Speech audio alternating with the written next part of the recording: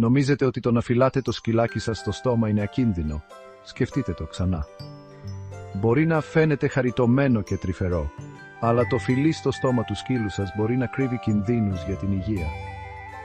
Επιστήμονες από το Πανεπιστήμιο της Πενσιλβάνια προειδοποιούν ότι τα κατοικίδια ζώα μπορεί να κουβαλάνε μικρόβια που μεταδίδονται στον άνθρωπο. Μια μεγάλη ανησυχία. Η σαλμονέλα, ένα βακτήριο που δεν σκοτώνεται εύκολα από τα αντιβιωτικά.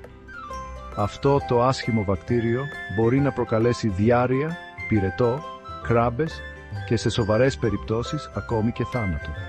Και δεν μεταδίδεται μόνο από το φαγητό, το αγαπημένο σας ζωάκι μπορεί να το κουβαλάει και αυτό.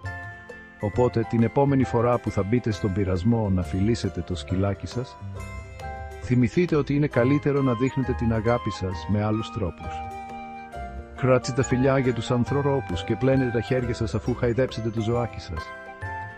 Μείνετε ασφαλείς και κρατήστε τα αγαπημένα σας ζωάκια υγιή.